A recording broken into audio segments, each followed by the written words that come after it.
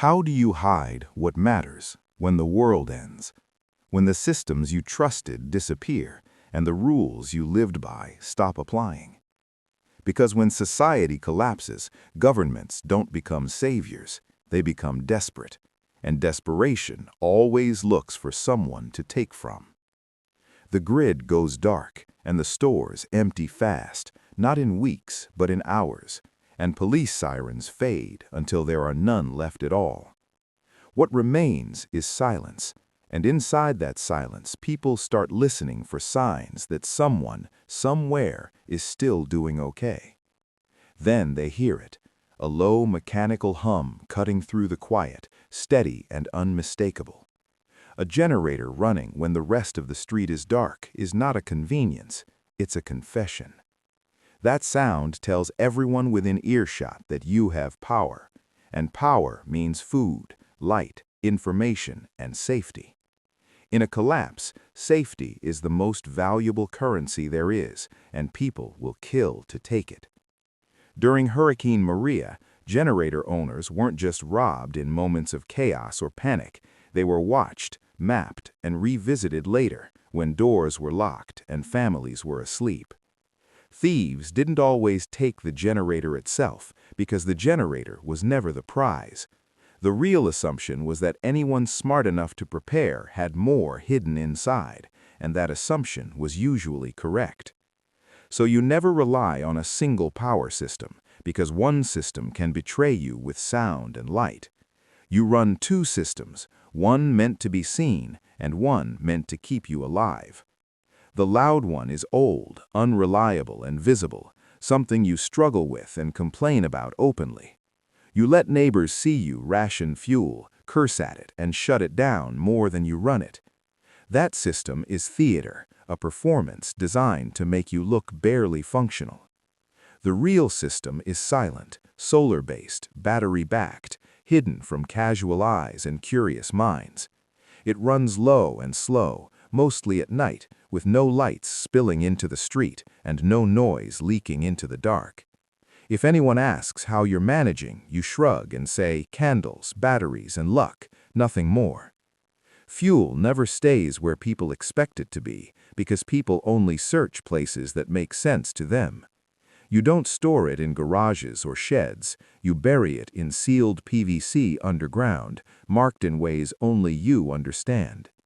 When desperate people search, they flip lids and kick doors, but they don't dig blindly. Silence doesn't attract attention, and attention is what gets you killed. Water comes next, and water is harder because it's heavy, obvious, and impossible to disguise for long. The moment someone sees stacked barrels, they start counting days and doing math in their head. In Flint, people with filtration systems became community assets whether they wanted to or not. They were pressured to help until their supplies ran dry or threatened when they refused. So you don't store water, because stored water paints you into a corner. You store the ability to make water, quietly and endlessly. Filtration systems that purify thousands of gallons stay hidden in attics, toolboxes, or inside things no one wants to open. You keep a few visible containers as decoys, letting others believe you're running out just like they are. While others barter gold for a drink, you filter creek water in private at odd hours. And you never, ever demonstrate purification publicly, because the moment people know, you stop being human and become infrastructure. Medicine is quieter, but more dangerous, because it doesn't attract mobs, it attracts leverage. Antibiotics, insulin, painkillers turn into tools of control when hospitals become war zones. In Venezuela, people with medical supplies weren't robbed first, they were extorted. Give us the meds or we tell everyone you're hoarding, and suddenly you're the villain for protecting your own family. So you prepare now, legally and quietly, while shelves are still stocked and shipping still works.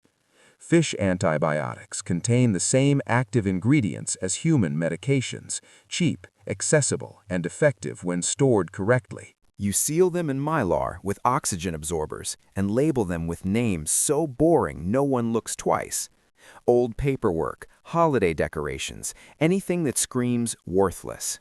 You learn field medicine now, not later, because later there is no one coming to help. Sutures, tourniquets, wound packing become survival skills, not medical hobbies.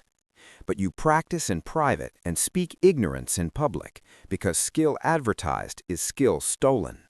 I watched a video once keeps you safe, while I'm trained puts a target on your back. Communication feels smart until it makes you valuable. Radios, satellite phones, and antennas turn you into a node everyone wants access to. During Hurricane Katrina, ham operators weren't just praised, they were interrogated and conscripted. Some lost their gear, others lost their freedom, because information becomes power when systems fail. So you own communication gear, but hide it like contraband. Faraday cages, false walls, closets that don't look important hold the tools you only use when necessary. Antennas run low power and at night, disguised as TV aerials or clotheslines. And you build trusted networks now with codes and phrases that mean nothing to outsiders. Because when the grid dies, information becomes currency. And currency always attracts thieves. But the most dangerous thing you possess isn't gear or fuel or medicine.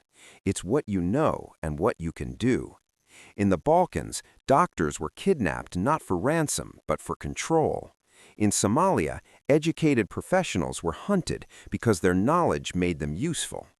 So you learn everything and admit nothing. You are incompetent in public and capable in private, because reputation is a liability. You fix one thing publicly, and every broken thing becomes your responsibility. And once people know what you can do, you can't make them unknow it. When money collapses, comfort replaces logic. People trade reason for relief when stress and withdrawal take over. In Argentina, cigarettes became cash.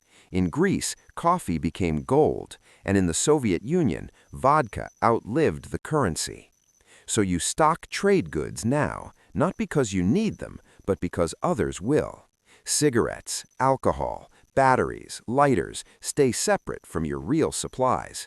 You never trade from home and never use the same location twice. Patterns get noticed, and noticed people get robbed. You never show how much you have because inventory visibility is a death sentence. The moment someone knows your capacity, you stop being a trader and become a target. This is the pattern no one wants to admit. Preparedness doesn't save you if people can see it. Invisibility does. You don't look well-fed when others are starving. You don't look confident when others panic. You look average, tired, worried, and ordinary. Because the best prepared people look unprepared right up until the collapse ends. If the world ends, you won't survive by being loud or heroic or impressive. You survive by being forgettable, unnoticed, and invisible. And invisible people live.